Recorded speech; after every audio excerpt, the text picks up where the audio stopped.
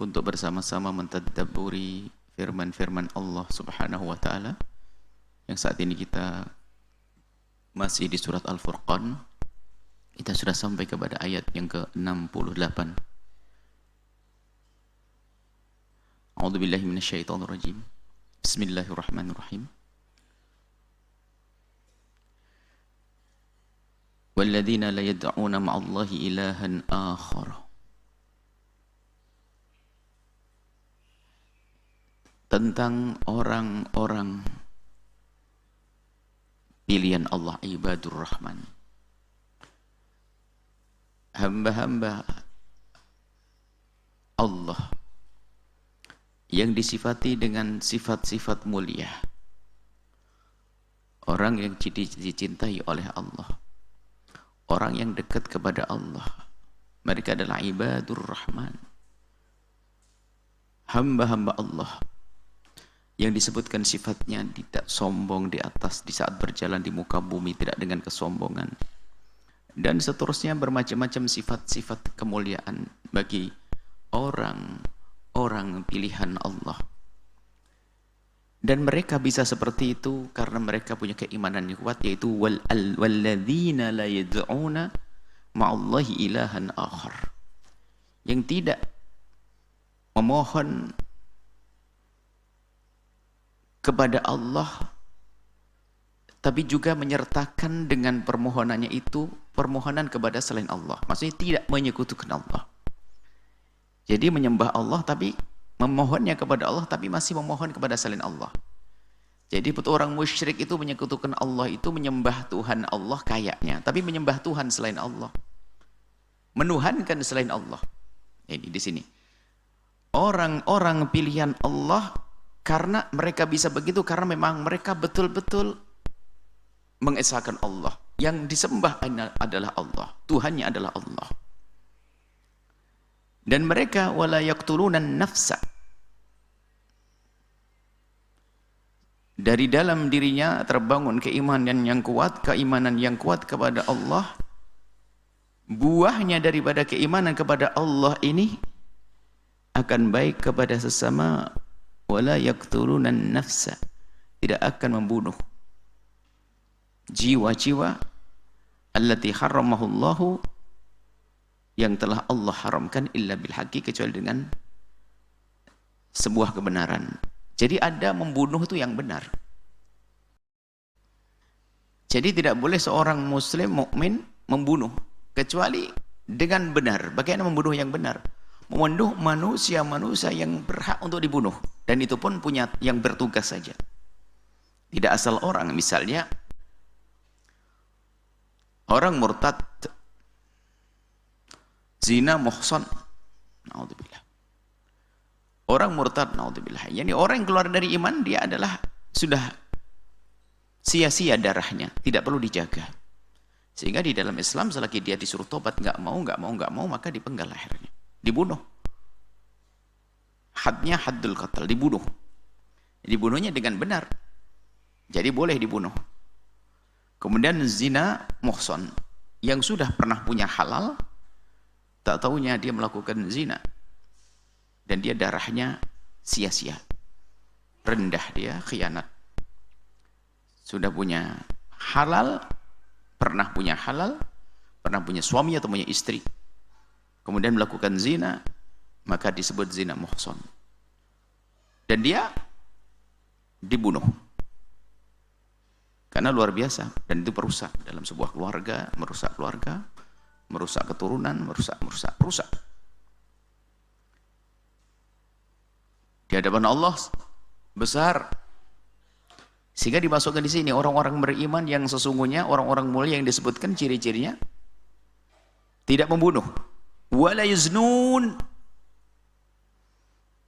dan tidak berzina.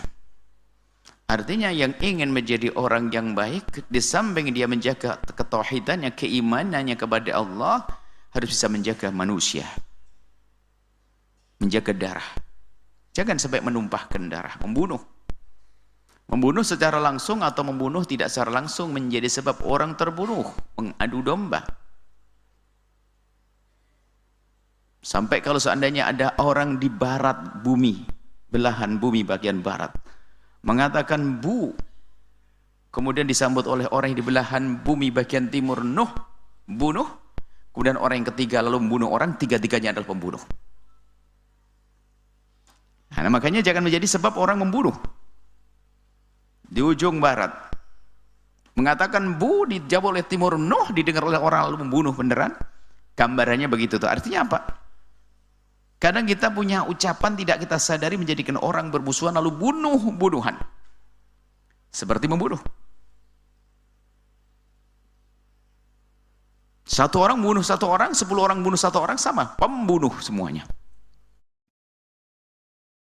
Maka pastikan lesan kita terjaga, tidak menjadikan sebab orang saling bunuh-membunuh. Wala yaznun, tidak berzina, maka jauhilah mukaddimah zina. Kadang kalau sudah syahwat menguasai diri seorang hamba, gelap mata, masuk dalam kehinaan zina. Dan zina adalah hina dan hina. Bahkan wanita-wanita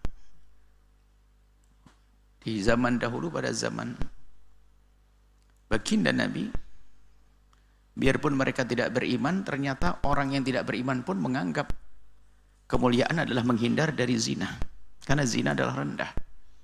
Bagaimana seorang perempuan yang seharusnya menjaga diri, dia telah memberikan sesuatu yang harus dijaga kepada laki-laki asing yang bukan halal. Kehinaan. Sampai dikatakan, diceritakan suatu ketika seorang wanita namanya Hindun. Hindun itu istrinya Abu Sufyan. Sebelum masuk Islam, dia perempuan hebat, punya wibawa, punya suara didengar.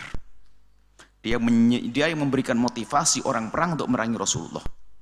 Suaranya, syair-syairnya, dan begitu bencinya dengan baginda Nabi dan keluarga baginda Nabi, sampai membuat sayembara dia.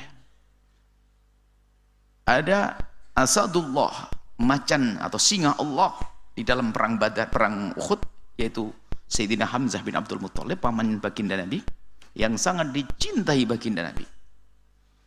Ini Hindun membuat sayembara. Yang bisa membunuh kalau dia budak akan dimerdekakan. Pokoknya mendapatkan hadiah. Kalau orang merdeka akan mendapatkan hadiah. Siapa yang bisa membunuh Sayyidina Hamzah? Ada seorang budak kulit hitam namanya Wahsy, rindu untuk merdeka juga, bersemangat. Mengintai kemana-mana, yang diintai hanya Sayyidina Hamzah. Dengan tombaknya yang sudah disiapkan. Dan dia pakar jago tombak, menombak. Dan hingga di saat ada satu kesempatan, terlena Sayyidina Hamzah dan Wahsy bisa membunuh. Terbunuh prestasi ini. Hindun Sayyidina sebelum masuk Islam langsung mendekat kepada jenazah mulia Sayyidina Hamzah, sampai disebutkan dalam riwayat dibelah, dibuka itu dadanya, diambil hatinya, menunjukkan kebenciannya kepada Nabi Muhammad, dan bersyukur dimakan, digigit itu hati, sehingga sampai digelar Hindun Akilatul Akbat, Hindun sang pemakan hati. Itu sekejamnya itu, sejahatnya itu. Suatu ketika berjalannya waktu, masuk Islam itu Hindun, Sayyidatuna Hindun. Bayangkan. Artinya di dalam kekafiran dia bukan orang main-main. Kalau disebut artis-artis terkenal, disebut bintang-bintang paling hebat, orang hebat, bukan orang main-main, bukan orang abal-abal. Setelah masuk Islam, diajak berbaiat oleh baginda Nabi, "Beraiatlah kalian wahai wanita."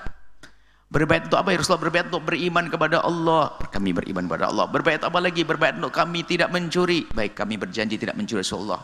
Apa lagi? Berbaiat, berjanji kami untuk, berbaiat itu berjanji. Berjanji untuk apa lagi ya Rasulullah? Berjanji untuk tidak minum minuman keras. Kami berjanji untuk tidak minuman keras. Lalu Nabi melanjutkan, berjanjilah kalian semuanya untuk tidak berzina. Sayyidatina Hindun di saat disuruh berjanji tidak berzina itu diam. Dan berkata, "Ya Rasulullah, apakah orang merdeka semacam itu terlintas zina, kebayang berzina, harus berjanji tidak berzina?" Waduh, lihat, orang kafir padahal. "Ataznil hurratu, apakah bisa berzina orang kayak saya? Sampai aku harus berjanji untuk tidak berzina?" Padahal belum beriman. Waktu itu menjaga kehormatan. Hari ini naudzubillah katanya umat Nabi Muhammad karena sebab apa? Mainannya, guyonan, video call, komunikasi dan seterusnya. Dia mengatakan nadasnil hurratu, apakah orang merdeka sudah saya berzina? Jadi belum kebayang kok saya suruh berjanji untuk tidak berzina ini. Gimana orang model saya? Saya kan orang mulia. Saya orang terpandang. Nggak kebayang zina bagi saya. Kurang lebih seperti itu.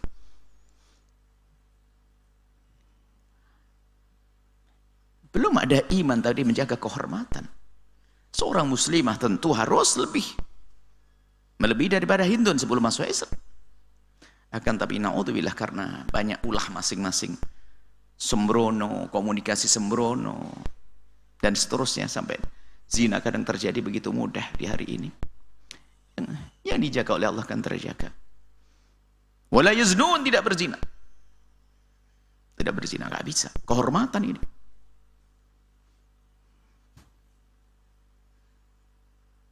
Waman yalqa dzalika waman yaf'al dzalika yalqa athama.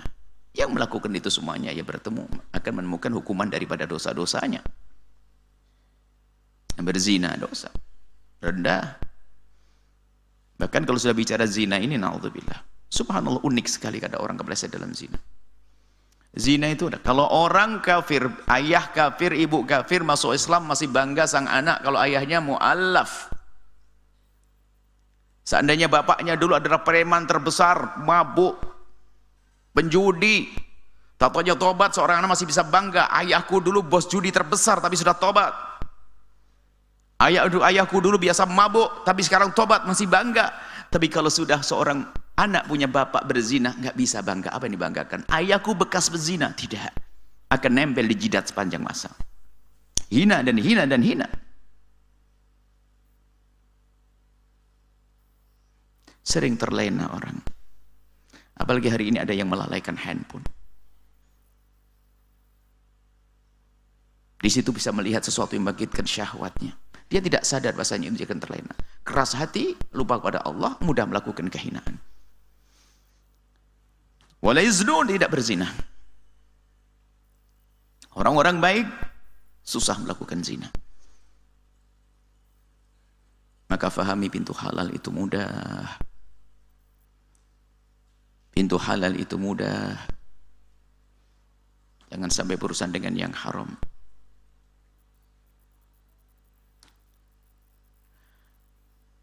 Yudha'af lahul adzabu, akan dilipat gandakan itu siksa. Di sana ada riwayat, satu kesalahan Allah akan balas dengan satu kesalahan. Iya betul. Akan tapi bagaimana di sini yudha'af akan bertentangan dengan sabda Nabi bahasanya satu kesalahan akan dibalas dengan satu kesalahan. Karena Allah yang maha adil tidak akan balas kesalahan satu dengan dua kesalahan. Tapi sebaliknya kalau ada orang berbuat satu kebaikan dibalas oleh Allah dengan 10 kali lipat, 700 kali lipat. Tapi kalau kejelekan tidak. Satu kejelekan dilakukan seorang hamba akan dibalas satu. Lalu bagaimana di sini yudha'af? Yudha'af ini berlaku pada orang, naudzubillah. Kalau sudah berzina dia mengajak orang lain berzina, tidak sendiri dia. Bahkan biarpun dia sudah bertobat, bisa saja orang dizinai dia terus berlanjut dengan perzinaannya. Kecil. Makanya terus berlipat-lipat.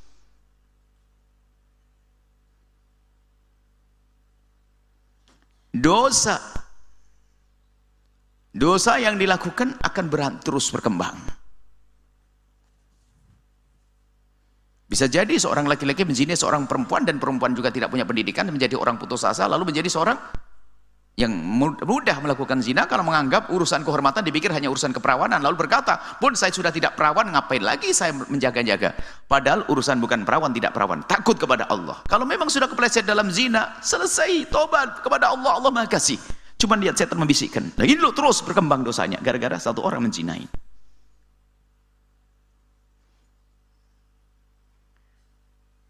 Dan zina tidak serta-merta terjadi. Ada sebab-sebab. Mulai dari pandangan dan sebagainya. Bisa jadi seseorang bapak tidak sadar Dia ikut andil di dalam menjadikan anaknya pezina. Kenapa? Tidak pernah mewaspadai tentang handphone yang diberikannya. Gara-gara itu dia kenal kehinaan. Duh, panjang kisahnya. Seseorang mengenalkan laki dengan perempuan hanya sekedar mengenalkan begitu saja. Dia pergi, rupanya dia bersambung. Terus, lihat. Yudha'af lahul adzab. Yaumal qiyamah, di hari kiamat. Maka ayo kita takut kepada Allah. Lalu bagaimana yang sudah telanjur kepleset dalam zina? Allah Maha Kasih, hai hamba Allah. Pastikan dirimu menyesal. Penyesalan yang sesungguhnya. Penyesalan yang sesungguhnya. Dia tidak bisa mengingat kejadiannya kecuali dengan rasa takut kepada Allah. Bukan keindahan yang diingat, bukan kemesraan yang diingat. Bahkan bisa jadi sudah tidak bisa lagi melihat manusia yang telah menjerumuskannya. Tidak bisa. Karena gara-gara dia aku menjadi begini. Kalau seandainya di akhirat sudah tuntut menuntut, gara-gara kau, di dunia pun juga sama. Karena ini masalah kehinaan. Bagaimana orang sudah kepleset, dia dengan seseorang masih saja bisa tegur sapa dengan baik, seolah gak ada apa-apa. Artinya apa? Setan sudah tertawa, hanya kesempatan saja belum ada untuk mengulang kehinaan tersebut. Karena urusannya urusan rasa takut. Kalau permasalahannya urusan syahwat-syahwat, mas bisa dilampiaskan dengan yang halal, banyak halal. Bisa lebih cantik, lebih ganteng, lebih bagus, lebih ini, macam-macam.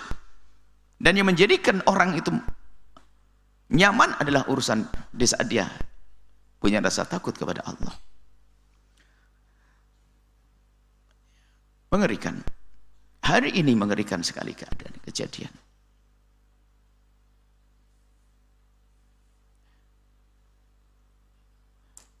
Yaumal yudha'aful adzab. Kemudian tadi kan ada 3 dosa disebutkan, menyekutukan Allah, ya jelas. Semuanya ini adalah yang dikatakan yudha'af, tentunya adalah bukan orang yang berbuat dosa dengan dirinya sendiri, sudah berdosa mengajak yang lainnya, kafir menyuruh kekafirannya, berzina mempromosikan kezinaannya, membunuh ternyata dia masih punya program-program yang dilanjutkan. Yang makan membunuh, itu yudha'af yang dilipat gandakan. Kemudian di sini disebutkan wa yakhlut fihi, diabadi dalam siksa tersebut. Tentunya ini dikembalikan pada yang pertama, jelas menyekutukan Allah. Menyekutukan Allah itu dikembalikan pada yang menyekutukan Allah, abadinya menyekutukan Allah. Adapun yang melakukan zina dan sebagainya selagi bukan menyekutukan Allah, dengan tobatnya serius, tidak mengulangi, dan sana akan kembali kepada Allah dan Allah akan ampuni. Maka kami ingatkan kepada siapapun hendaknya waspada. Jangan ngentengin berduaan dengan lawan jenis. Di mobil, di kantor. Setan yang ketiga. Setan yang ketiga. Kami ingatkan khususnya kepada para wanita. Jangan percaya kepada seorang laki-laki yang ternyata sudah mulai mencoba mengajakmu, belum terjadi apa-apa, mengajakmu melakukan kehinaan. Sama seorang laki-laki jika berkenalan dengan seorang perempuan ternyata ada mengajak kehinaan, itu jangan percaya setelah itu. Kenapa? Itu membahayakan dalam hidupmu. Hari ini mungkin kita lolos, tapi hari esok, sebab kita tidak urusannya dengan akal kita saja. Ada di situ yang luar biasa, mengalahkan akal, syahwat. Menjadikan orang gelap mata. Hari pertama mungkin biasa saja, apalagi yang ditumpangi dengan sesuatu yang dusta, yaitu cinta, palsu padahal. Akhirnya terus, atas nama cinta, syahwat, segala macam, terjadi kehinaan. Padahal dia tertipu. Orang yang diduga mencintainya, padahal dia sudah biasa dengan 1000 perempuan, 1000 laki-laki. Karena dia orang rendah misalnya. Dianya mah tertipu. Hanya tertipu dengan lesan. Dia tidak tahu apa yang ada di hatinya. Seolah mengatakan cinta dan cinta. Tapi melakukan kehinaan. Takutlah kepada Allah, ya Allah, jagalah diri kalian semuanya. Ayo jaga diri kita. Kemudian yang sudah kepleset, Allah Maha Kasih. Tapi serius di dalam bertobat. Serius. Kalau sudah benar dalam bertobat, at-taibu minadz dzambi kaman la dzambalah. Orang bertobat dari dosa seperti orang tidak pernah punya dosa. Maka untuk menghindari kehinaan itu, tolong buka pintu halal, hei para anak, Hei para orang tua, jangan persulit urusan pernikahan anakmu. Hei para bapak dan ibu, hanya gara-gara sekolah belum selesai kata harus selesai dulu, akhirnya betul anaknya lulus sarjana ekonomi plus pezina gara-gara kepala seorang tua. Hei para orang tua, jangan pandang anakmu selamanya sebagai anak, tapi pandang anakmu sebagai seorang pria dan wanita yang punya hajat pribadi yang tidak bisa diwakilkan kepada siapapun kecuali dengan menikah.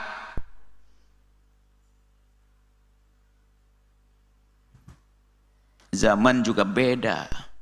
Yang hidup tahun 70-an dan hari ini sangat beda. Hei para orang tua. Dan juga wahai para anak, jangan pandang ibumu atau ayahmu selamanya sebagai ayah dan ibu, tapi juga pandang beliau-beliau sebagai wanita, pria yang punya hajat pribadi yang tidak bisa diwakilkan pada siapapun.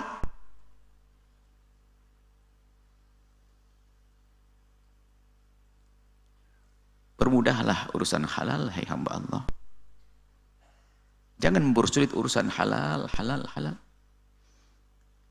Orang tua yang memudahkan pernikahan anak-anaknya akan dimudahkan urusannya oleh Allah. Seorang anak yang di saat menemukan orang tuanya punya hajat adalah termasuk bekti yang dahsyat. Gak bisa diwakilkan kepada siapapun. Itu urusan pribadi. Syahwat. Siapapun yang pernah kepleset setelah itu, kita harus tahu dulu itu besar. Dosa. Menyekutukan Allah. Membunuh. Zina. Itu dijejer ini satu paket, satu rangkaian dosa yang menyeramkan, dosa gede. Oh, dengan perzinahan rusak berantakan semuanya. Bukan urusan penyakit itu saja. Ada hanya takut zina takut kena aid. Bukan itu takut murka Allah. Dan yang kena aid tidak semuanya orang melakukan zina hanya karena satu hal. Tempelnya luka dengan luka dan sebagainya. Bisa jadi seorang wanita solehah karena laki-lakinya nggak baik terkena aid. Tidak semua kena aid pelaku zina kok. Sebaliknya ya. Sehingga orang melakukan zina hanya takut aid, yang penting dia punya alat untuk menghindar dari penyakit terjadi.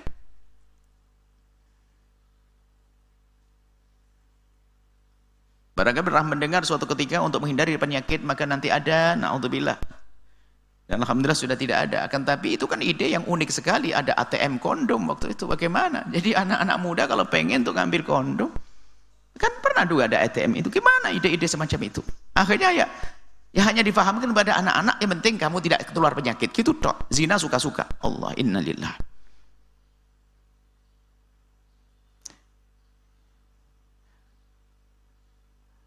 Mulailah dari diri Anda sendiri sebagai pejuang menghindarkan orang dari zina. Allah akan menjaga keluarga Anda dari zina, anak-anak Anda dan Anda sendiri. Takutlah kepada Allah. Pintu halal buka selebar-lebarnya. Illa man taba, kecuali orang yang bertobat, wa amana, dan tobat atas dasar iman, bukan karena penyakitan baru tobat. Ada orang berhenti dari satu kejahatan karena penyakit. Kenapa kamu enggak mabuk? Paru-paruku hancur. Gara-gara paru-paru sakit lalu tidak mampu. Bukan itu. Tobatmu adalah karena iman kepada Allah, takut hukuman Allah. Kemudian setelah itu wa amila amalan salihah, kemudian melakukan kebaikan. Mungkin dia di masa lalunya adalah pembunuh, tapi setelah itu dia sadar dan tidak akan membunuh lagi, menyesal. Setelah dahulu membuat kerusakan di muka bumi, sekarang membuat kemaslahatan di muka bumi. Dulu adalah pernah berzina, kepleset dalam zina, kemudian tobat, di samping dia sudah berhenti dari zina. Ternyata setelah itu dia mempermudah urusan kehalalan, menjaga umat Nabi Muhammad dari zina. Dahsyat itulah tobat, harus ada amilan solehah. Tidak cukup tobat itu untuk dirinya sendiri. Bahkan ciri orang tobat yang sesungguhnya adalah setelah dia masuk wilayah tobat, dia rindu serindu-rindunya untuk menarik hamba yang terjerumus di dalam tobat. Kalau orang tobat lalu diam saja, dicurigai, jangan-jangan belum benar tobatnya. Tobat yang sesungguhnya adalah dia punya pandangan yang sejuk kepada orang yang saat-saat rindu membawanya kepada kebaikan. Bahkan di saat melihat ada orang yang berbondong-bondong untuk tobat, girang, senangnya enggak kira-kira. Kalau orang ingin mengetahui tobat dirinya sendiri seperti itu. Bukan tobat dengan hanya saja, bisa saja orang tobat hanya dirinya sendiri, hanya pengen dibilang dia orang yang dengan istilah hari ini, istilah kata hijrah, macam-macam istilahnya kan macam-macam. Tobat, tapi belum merindukan orang lain untuk tobat. Kalau sudah orang seperti itu, dulu melakukan kehinaan, keburukan, kemudian dia bertobat. Faulaika, maka mereka itu yubaddilullahu sayyiatihim hasanatin. Allah akan menggantikan kejelekan mereka menjadi sebuah kebaikan. Apa yang dimaksud kejelekannya diganti dengan kebaikan? Ada penafsiran dari para ulama. Kalau orang tobat dengan sesungguhnya itu, maka semisal seorang kepleset dalam zina tadi, kemudian dia bertobat dari zina. Zina, melakukan zina dengan A, B, C, D, haram, dosa. Kemudian setelah itu dia takut bertobat dari zina, dibuka oleh Allah pintu kehalalan, maka kehalalan semuanya itu adalah kebaikan. Padahal bentuknya sama, hubungan laki dengan perempuan. Ternyata seorang suami menggauli istrinya adalah ibadah, juga pahala, sebuah kebaikan, padahal melampiaskan syahwat, sebuah kebaikan. Dan itu pernah juga ditanyakan oleh Sayyidina Umar atau salah satu sahabat Nabi kepada Rasulullah. Waktu Nabi mengatakan seorang suami mendatangi istrinya adalah ibadah. Sahabat Nabi terheran, gitu aja melampiaskan syahwat kok disebut ibadah? Gimana ya Rasulullah? Nabi membuatkan satu contoh. Bagaimana pandanganmu jika seorang laki-laki mendatangi perempuan haram zina, dosa enggak? Dosa. Begitu juga kalau dia yang mendatangi yang haram dosa, mendatangi yang halal adalah pahala.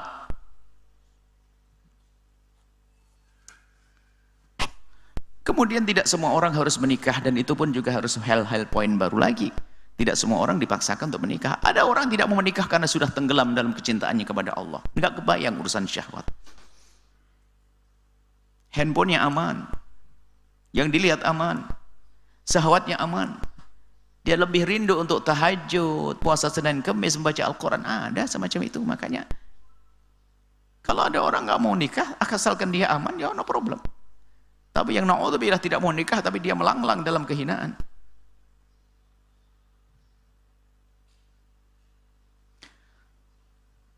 Sebagian memaknai yubaddilullahu sayyiati hasanatin, jeleknya diganti sebuah kebaikan, memang betul.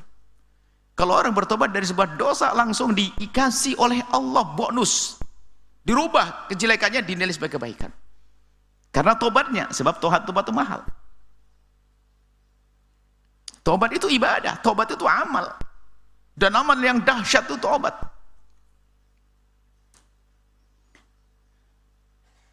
Wa kana Allahu ghafurar rahima. Dan sungguh Allah Maha Pengampun dan Maha Kasih. Fahami, maka Maha Pengampunan Allah dan Maha Kasihan Allah itu harus difahami dengan rasa takut kita kepada Allah.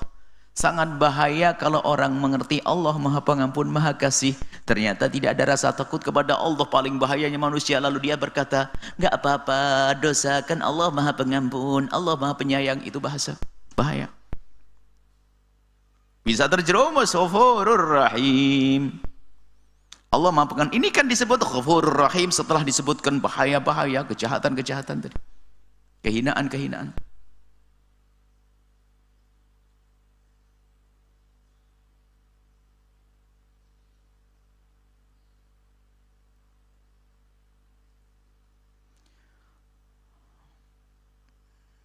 Wa man taba wa amila shalihan. Barang siapa bertobat kepada Allah wa amila shalihan, kemudian melakukan kebaikan. Bahkan disebutkan ciri tobat itu tidak cukup orang berhenti dari kejahatannya. Dan itu langkah awal. Agar istiqomah dalam tobat, ternyata langkah selanjutnya adalah masuk dalam kebaikan. Kenapa? Jika orang bertobat hanya berhenti dari kemaksiatan, kemudian tidak langsung masuk kepada kebaikan, maka dikhawatirkan dia mundur kembali, masuk kemaksiatan yang serupa. Maka tanda tobat seorang hamba adalah di saat dia berhenti dari kemungkaran yang dilakukan, segera dia masuk. Kenapa? Itu ada masa, namanya waktu. Dan waktu itu harus diisi. Kalau tidak diisi dengan kebaikan, maka bisa jadi waktunya akan diisi dengan sesuatu yang pernah ia lakukan kembali. Saya tobat dari nonton yang tidak benar. Tidak cukup hanya berhenti, nanti berhayal, toh ingin lama. Ganti dengan baca Al-Quran, baca buku. Kalau tidak segera diisi, maka kekosongan itu akan membisik, akan dijadikan ajang oleh syaitan untuk membisikkan, kembali nganggur, kamu tidak kegiatan, cari ketenangan, dan seterusnya.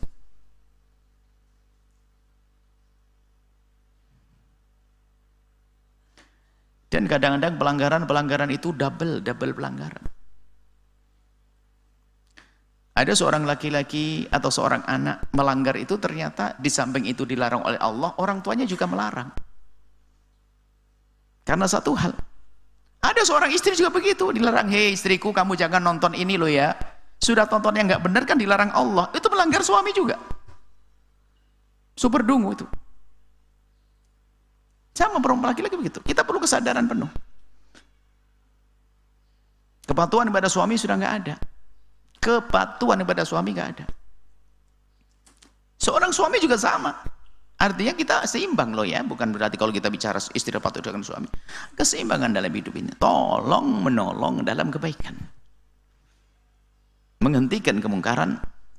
Tolong menolong dalam menghentikan kemungkaran. Barang siapa bertobat dengan sesungguhnya yang ditandai dengan lah ini, wa amila sholihan, beramal baik soleh, fa innahu, maka sesungguhnya orang tersebut yatubu ilallahi, berarti benar-benar tobat kepada Allah, mataban, dengan tobat yang sesungguhnya. Rupanya disebut sebagai tobat, sebagai yatubu mataba. Tobat dengan tobat yang sesungguhnya adalah setelah dia berhenti dari kemungkaran, harus masuk wilayah baru, amal soleh. Bisa saja amal soleh itu serupa. Suatu ketika ada seorang yang diuji oleh Allah dengan keahlian membuat film dia. Lalu bercerita, Bu ya, saya punya film banyak. Kalau saya ngelihat saja malu sekarang, gimana tobat saya? Saya hapus nggak mungkin. Sudah saya jual, sudah ini, sudah beredar kemana-mana. Itu kan dosa terus mengalir untuk saya. Iya. Terus gimana? Baik.